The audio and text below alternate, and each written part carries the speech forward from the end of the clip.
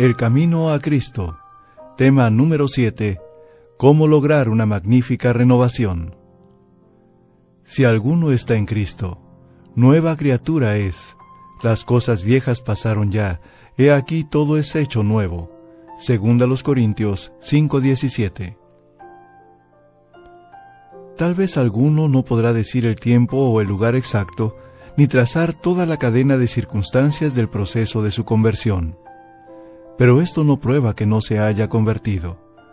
Cristo dijo a Nicodemo: «El viento de donde quiera sopla, y oyes su sonido, mas no sabes de dónde viene ni a dónde va. Así es todo aquel que es nacido del Espíritu». San Juan 3:8. Así como el viento es invisible, y sin embargo, se ven y se sienten claramente sus efectos, así obra el Espíritu de Dios en el corazón humano. El poder regenerador que ningún ojo humano puede ver, engendra una vida nueva en el alma, crea un nuevo ser conforme a la imagen de Dios. Aunque la obra del Espíritu es silenciosa e imperceptible, sus efectos son manifiestos. Cuando el corazón ha sido renovado por el Espíritu de Dios, el hecho se manifiesta en la vida. Al paso que no podemos hacer nada para cambiar nuestro corazón, ni para ponernos en armonía con Dios, al paso que no debemos confiar para nada en nosotros, ni en nuestras buenas obras, nuestras vidas han de revelar si la gracia de Dios mora en nosotros. Se notará un cambio en el carácter, en las costumbres y ocupaciones. La diferencia será muy clara e inequívoca entre lo que han sido y lo que son.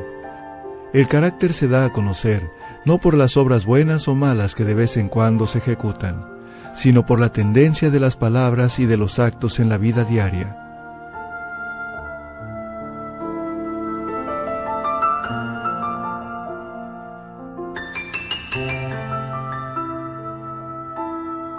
Es cierto que puede haber una corrección del comportamiento externo, sin el poder regenerador de Cristo. El amor a la influencia y el deseo de la estimación de otros pueden producir una vida muy ordenada. El respeto propio puede impulsarnos a evitar la apariencia del mal. Un corazón egoísta puede ejecutar obras generosas. ¿De qué medio nos valdremos entonces para saber a qué clase pertenecemos?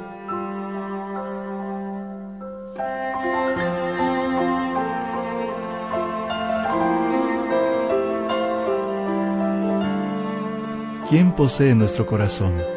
¿Con quién están nuestros pensamientos? ¿De quién nos gusta hablar? ¿Para quién son nuestros más ardientes afectos y nuestras mejores energías? Si somos de Cristo, nuestros pensamientos están con Él y nuestros más gratos pensamientos son para Él.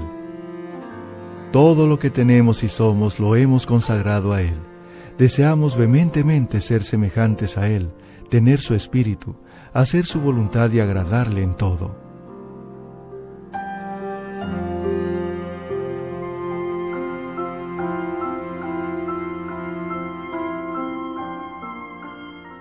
Los que son hechos nuevas criaturas en Cristo Jesús manifiestan los frutos del Espíritu: amor, gozo, paz, paciencia, benignidad, bondad, fidelidad, mansedumbre, templanza. Gálatas 5, 22 y 23. Ya no se conforman por más tiempo con las concupiscencias anteriores, sino que por la fe en el Hijo de Dios siguen sus pisadas, reflejan su carácter y se purifican a sí mismos, así como Él es puro.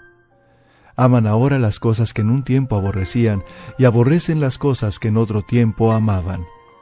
El que era orgulloso y dominante, ahora es manso y humilde de corazón. El que antes era vano y altanero, ahora es serio y discreto. El que antes era borracho, ahora es sobrio. El que era libertino, puro. Han dejado las costumbres y modas vanas del mundo.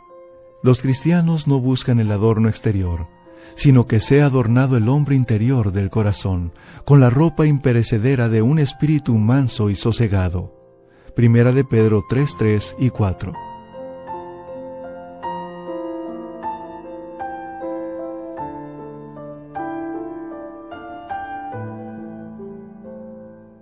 No hay evidencia de arrepentimiento verdadero cuando no se produce una reforma en la vida. Si restituye la prenda, devuelve lo que hubiese robado, confiesa sus pecados y ama a Dios y a su prójimo, el pecador puede estar seguro de que pasó de muerte a vida.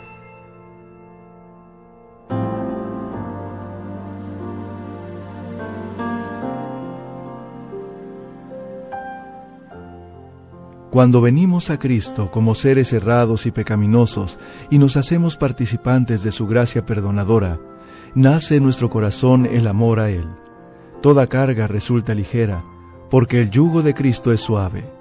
Nuestros deberes se hacen deliciosos y los sacrificios un gozo. El sendero que en el pasado nos parecía cubierto de tinieblas, ahora brilla con los rayos del sol de justicia.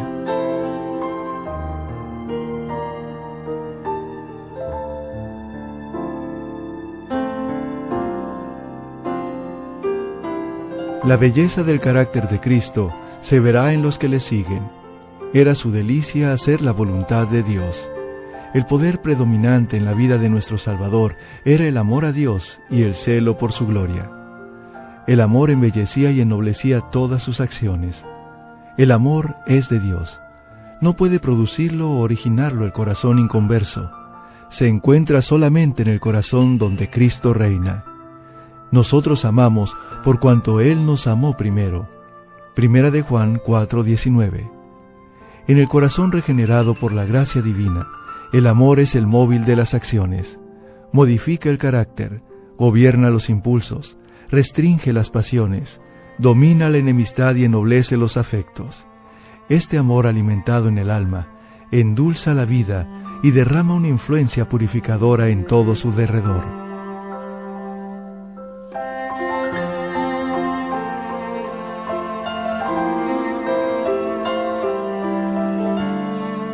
Hay dos errores contra los cuales los hijos de Dios, particularmente los que apenas han comenzado a confiar en su gracia, deben especialmente guardarse. El primero, sobre el que ya se ha insistido, es el de fijarse en sus propias obras, confiando en alguna cosa que puedan hacer para ponerse en armonía con Dios.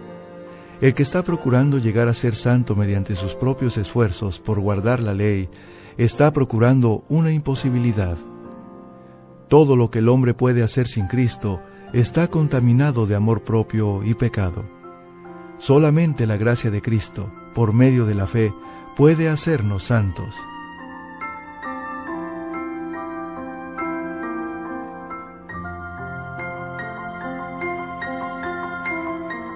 El error opuesto, no menos peligroso, es que la fe en Cristo exime a los hombres de guardar la ley de Dios.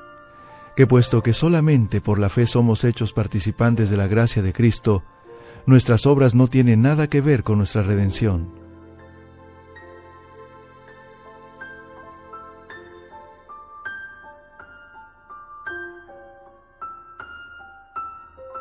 Pero nótese aquí que la obediencia no es un mero cumplimiento externo, sino un servicio de amor.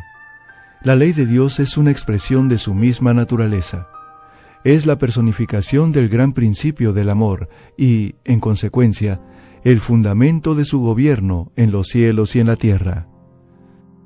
Si nuestros corazones son regenerados a la semejanza de Dios, si el amor divino es implantado en el corazón, ¿no se manifestará la ley de Dios en la vida? Cuando es implantado el principio del amor en el corazón, cuando el hombre es renovado conforme a la imagen del que lo creó, se cumple en él la promesa del nuevo pacto. Pondré mis leyes en su corazón y también en su mente las escribiré. Hebreos 10:16. Y si la ley está escrita en el corazón, ¿no modelará la vida? La obediencia, es decir, el servicio y la lealtad de amor, es la verdadera prueba del discipulado. Siendo así, la Escritura dice: este es el amor de Dios, que guardemos sus mandamientos. El que dice, yo le conozco, y no guarda sus mandamientos, es mentiroso y no hay verdad en él. Primera de Juan 5:3 y 2:4. En vez de que la fe exima al hombre de la obediencia, es la fe, y sólo ella, la que lo hace participante de la gracia de Cristo y lo capacita para obedecerlo.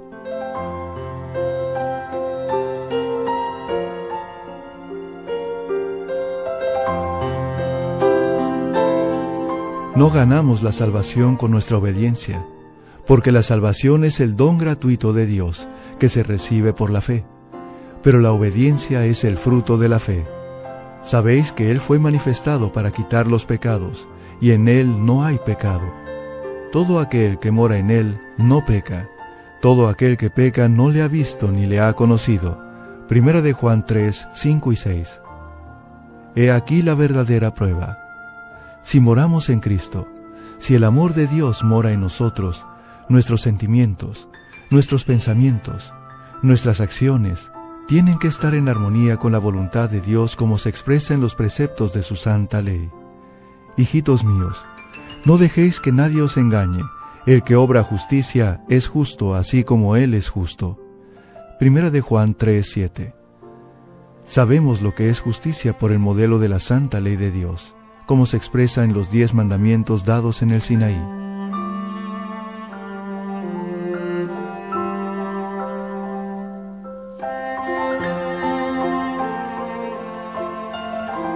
Esa así llamada fe en Cristo, que según se declara exime a los hombres de la obligación de obedecer a Dios, no es fe, sino presunción. Por gracia sois salvos por medio de la fe. Mas la fe, si no tuviere obras, es de suyo muerta. Efesios 2:8 y Santiago 2:7. Jesús dijo de sí mismo antes de venir al mundo: Me complazco en hacer tu voluntad, oh Dios mío, y tu ley está en medio de mi corazón. Salmo 48. Y cuando estaba por ascender a los cielos, dijo otra vez: Yo he guardado los mandamientos de mi Padre, y permanezco en su amor. San Juan 15:10. La Escritura dice: Y en esto sabemos que le conocemos a Él, a saber, si guardamos sus mandamientos. El que dice que mora en Él, debe también él mismo andar así como Él anduvo. Primera de Juan 2, 3 al 6. Pues que Cristo también sufrió por vosotros, dejándoos ejemplo, para que sigáis sus pisadas. Primera de Pedro 2:21.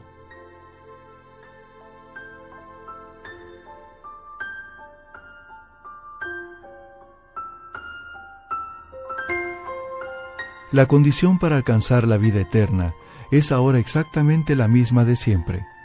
Tal cual era en el paraíso antes de la caída de nuestros primeros padres, la perfecta obediencia a la ley de Dios, la perfecta justicia. Si la vida eterna se concediera con alguna condición inferior a esta, peligraría la felicidad de todo el universo. Se le abriría la puerta al pecado con todo su séquito de dolor y miseria para siempre.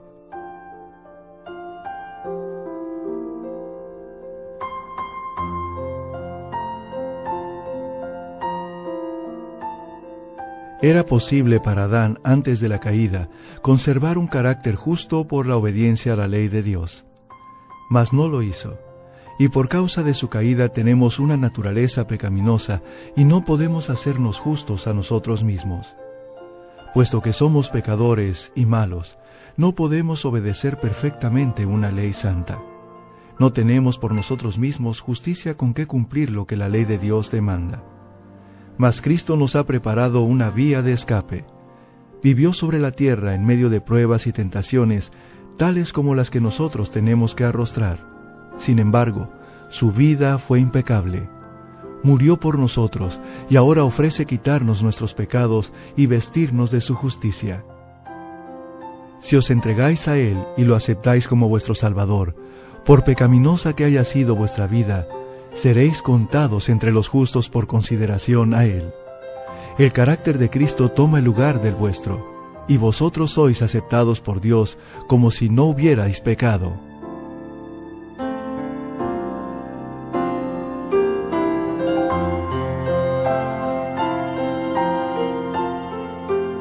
Más aún, Cristo cambia el corazón.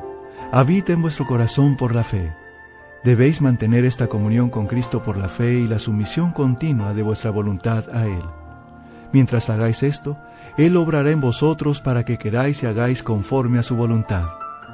Así podréis decir: aquella vida que ahora vivo en la carne, la vivo por la fe en el Hijo de Dios, el cual me amó y se dio a sí mismo por mí. Gálatas 2:20. Así dijo Jesús a sus discípulos: no sois vosotros quienes habláis, sino el Espíritu de vuestro Padre que habla en vosotros. San Mateo 10:20. De modo que si Cristo está en vosotros, manifestaréis el mismo Espíritu y haréis las mismas obras, obras de justicia y obediencia.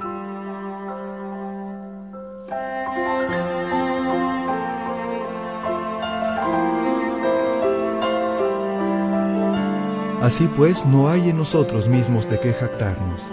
No tenemos motivo para ensalzarnos. El único fundamento de nuestra esperanza es la justicia de Cristo imputada a nosotros y la que produce su Espíritu, obrando en nosotros y por nosotros. Cuando hablamos de la fe, debemos tener siempre presente una distinción. Hay una clase de creencia enteramente distinta de la fe. La existencia y el poder de Dios, la verdad de su palabra, son hechos que aún Satanás y sus huestes no pueden negar de corazón. La Biblia dice que los demonios lo creen y tiemblan, Santiago 2:19. Pero esta no es fe, donde no solo hay una creencia en la palabra de Dios, sino una sumisión de la voluntad a Él, donde se le da a Él el corazón y los afectos se fijan en Él. Allí hay fe, fe que obra por el amor y purifica el alma. Mediante esta fe, el corazón se renueva conforme a la imagen de Dios. Y el corazón que en su estado carnal no se sujetaba a la ley de Dios ni tampoco podía, se deleita después en sus santos preceptos, diciendo con el salmista: «Oh, cuánto amo tu ley, todo el día es ella mi meditación». Salmo 119:97. Y la justicia de la ley se cumple en nosotros, los que no andamos conforme a la carne, mas conforme al Espíritu. Romanos 8:1.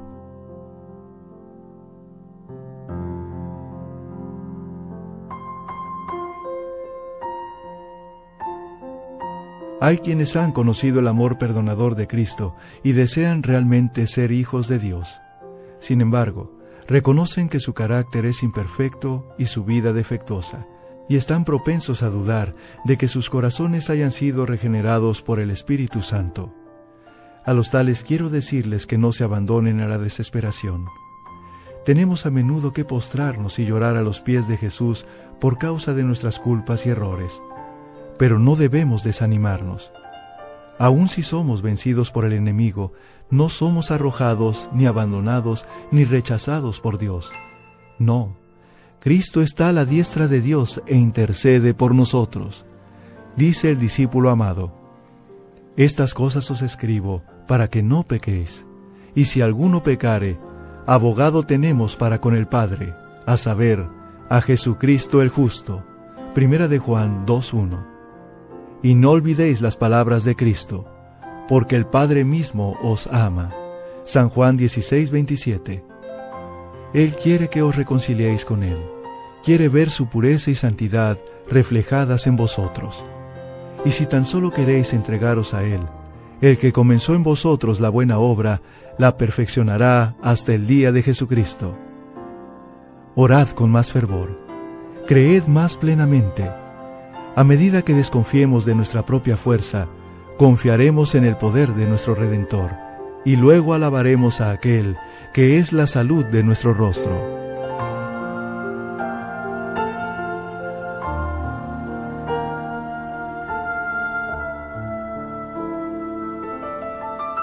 Cuanto más cerca estéis de Jesús, más imperfectos os reconoceréis, porque veréis más claramente vuestros defectos a la luz del contraste de su perfecta naturaleza.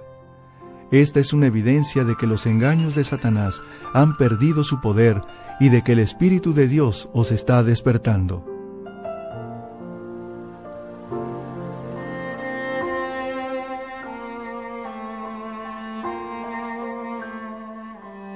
No puede existir amor profundo por Jesús en el corazón que no comprende su propia perversidad.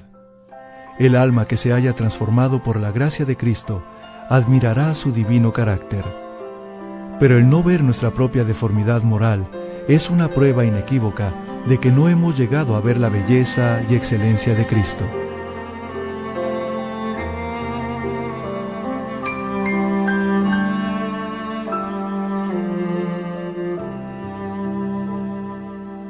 Mientras menos cosas dignas de estima veamos en nosotros, más encontraremos que estimar en la pureza y santidad infinitas de nuestro Salvador. Una idea de nuestra pecaminosidad nos puede guiar a aquel que nos puede perdonar. Y cuando, comprendiendo nuestra impotencia, nos esforcemos en seguir a Cristo, Él se nos revelará con poder. Cuanto más nos guíe la necesidad a Él y a la palabra de Dios, tanto más elevada visión tendremos de su carácter y más plenamente reflejaremos su imagen.